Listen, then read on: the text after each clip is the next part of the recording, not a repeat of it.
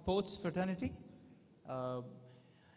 to talk about what is she up to now in terms of sports development and various activities. So I invite Shikha Uberoi on stage.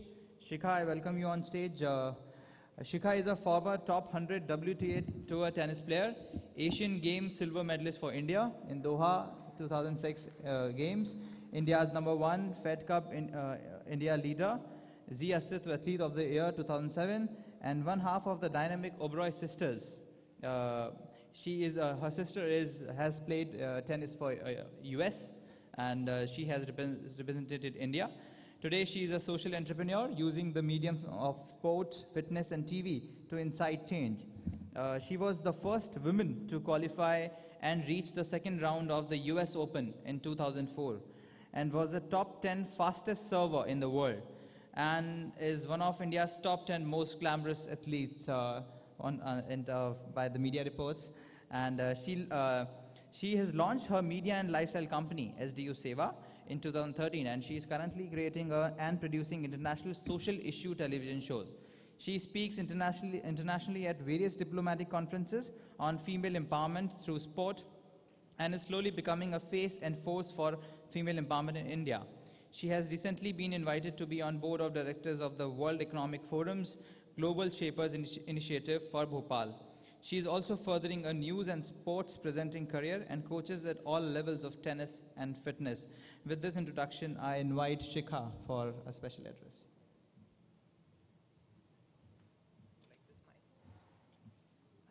Okay.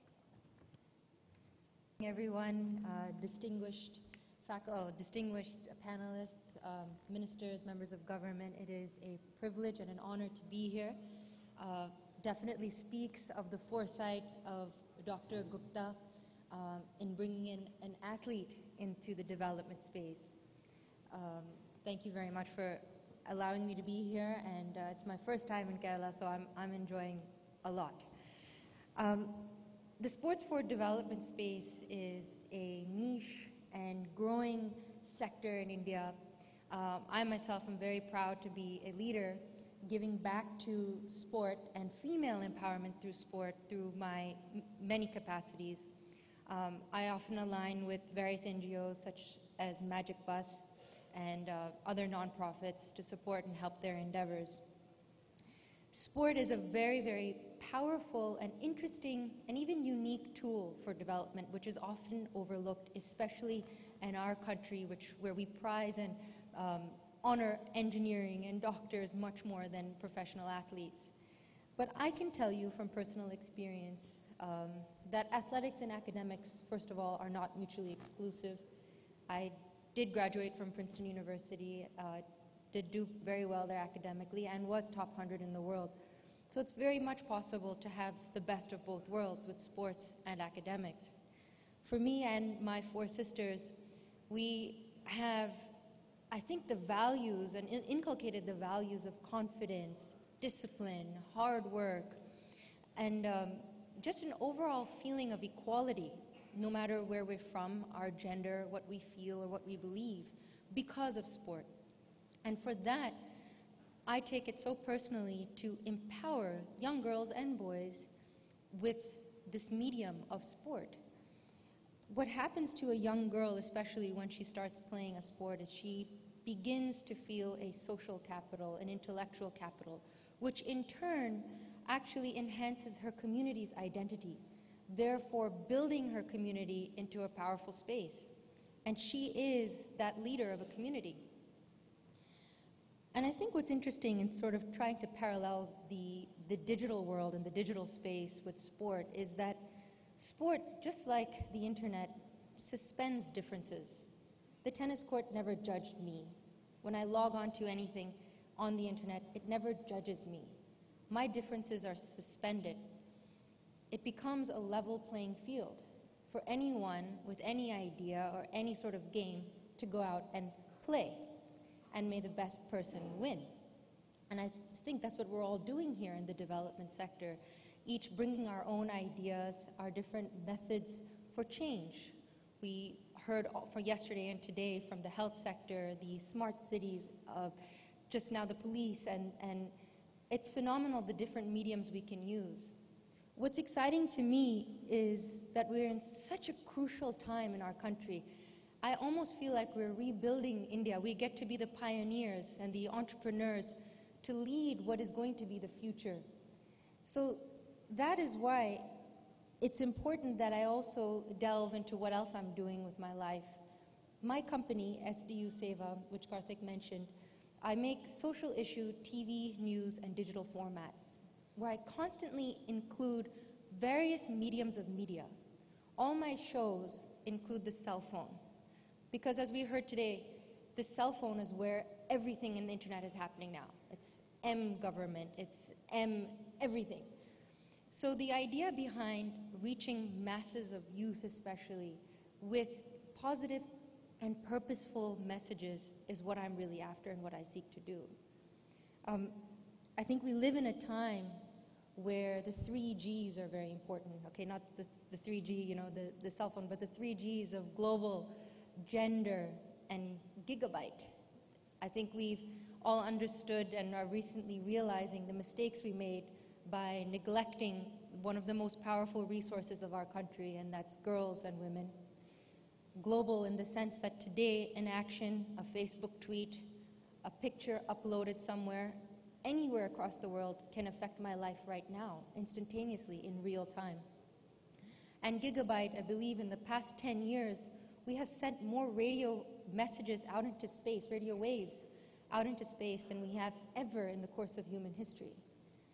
And again, I think this points to the pivotal, exciting, and dynamic time that we are living in, and the responsibility that we each have to go forward with our various sectors, with our various mediums, to build the nation we want to see, to build the India that it can be, to build the next superpower of the world.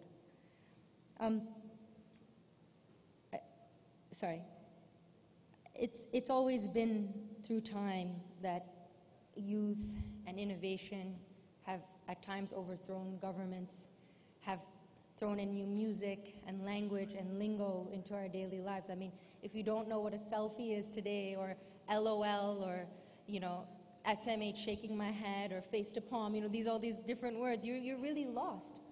And I think it's important that we figure out ways, which we're all doing, and continue forward, and including the entire world. I know there are parts of the world that have yet to even make their first phone call. And we're talking about building smart cities in India and whatnot, but there are people who never even held a cell phone. So it is our responsibility from this part of the world, from the brightest minds in this room, to create that inclusivity through the power of the digital aspects, through the digital medium of the internet and the cell phone. I know everybody's been sort of talking at you all day today, and I think my address was meant to talk a little bit more about tennis, and I'm going to just jump back into that now. I think for me, being here as a professional athlete is extraordinary. I know probably most retired professional athletes potentially commentate sports or go on teaching tennis, but you can say I'm serving again, right? I'm serving and serving in a different way here, and it's truly fulfilling to be part of this fraternity as well, as well as in the sports for development space, as well as the development sector overall. I have a lot I can give our country. I have a lot of experience. I have lived, I have seen ups, I have seen downs, I have lost terribly in front of a lot of people. I have been triumphant in front of a lot of people. And for me to be able to share that and progressing our country forward is nothing short of an honor. Thank you very much again for this. I look forward to participating in more such future events and helping and supporting in the development sector and digital sector as we continue. Thank you. Congratulate you. Thank I am from Sports Department of Government of Gujarat. I just wanted to know whether you are now in coaching actively. Would you like to associate yourself or not? Yes, I do. I think the way I coach, rather than opening yet maybe another tennis academy, I like to focus on a couple players and give my free time to them essentially for free. It's the least I can do. Right now, my company in social issue television making is taking off and doing very well. So that is my next passion. But yes, I am still coaching a little bit here and there. Thanks. Sure.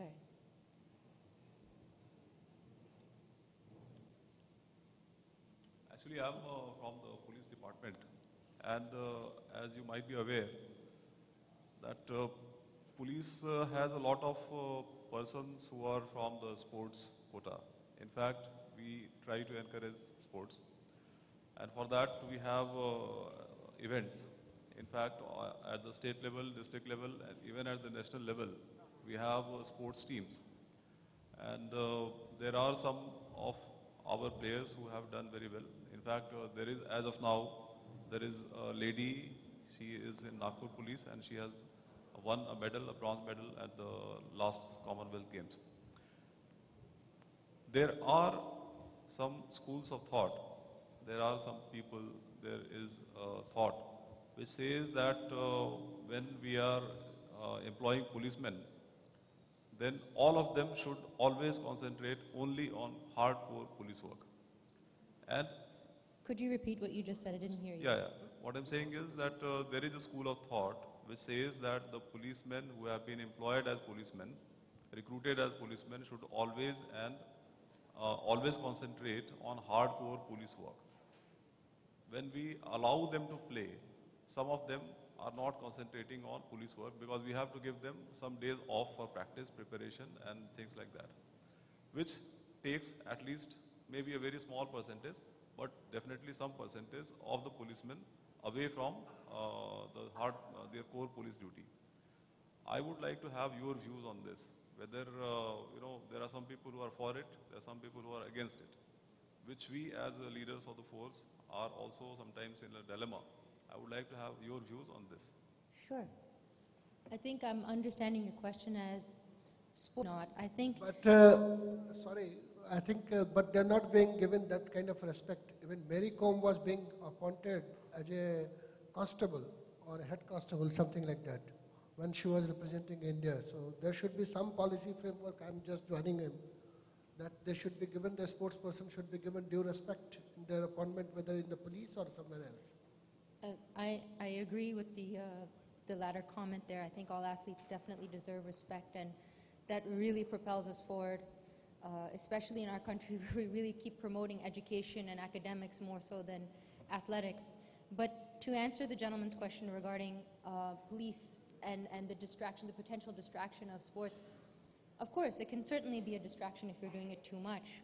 But if you incentivize it, I think if you're able to, maybe manipulate is the wrong word, but I'm drawing a blank. If you can manipulate the situation where your soccer practice and your winning of those matches, soccer games and whatnot, directly correlates to your success in working up the ranks or potential financial gain and capital, it's a great resource. I think what's happening is sport for development is a resource. It's a tool that is constantly used to educate, to incentivize, to motivate, to show and teach what gender equality is all about. So I think the trick to your question is to incentivize that and to use it, so encourage it, so you can use it for a higher means. Okay. Is there any question? Yeah, Shikha, Wind up. that was a very inspiring talk. The last question. Yeah. So I just want to add to what Mr. Pandey said, is that I think India is there's such a low culture of sporting in India that unless there is some kind of institutional support which is provided by the various government departments, Right. the sporting really cannot thrive in India. It could be the police department, it could be the railways, and of course the services are doing a great job. What I also wanted to actually, kind of suggest to you, and possibly I'm sure you're already doing that, is possibly take this sporting message to the schools, to the kids, to the parents of the kids who are, in the schools today.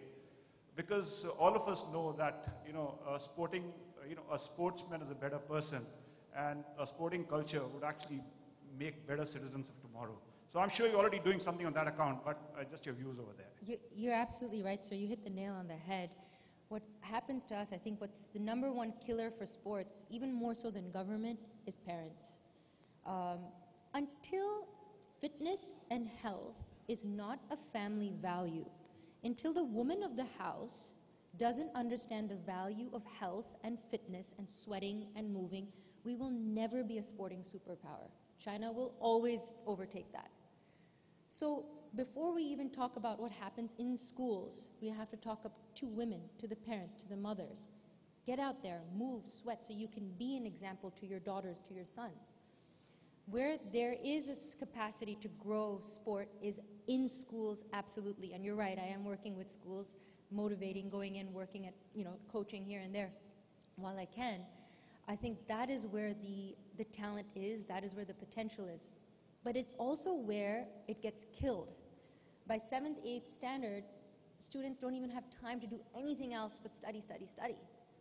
So what we need to do is, from a grassroots and cultural level, is inculcate the idea of the value of fitness, the value of sport, and what it means, and make it a family value. So then we can see it's important to us, it's important to our country. Then we'll have more athletes. We'll have different athletes of different sports reaching gold medals at Olympics and higher levels. It'll be a slow process, but it'll take a lot of work, and I'm so proud to be a part of it. Okay, thank you, Shikha, and we wish you all the best for your future endeavors. Thank you. With this, I request Dr. Ravi Gupta to please present a memento.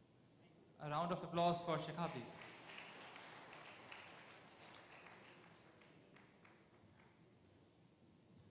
Now I request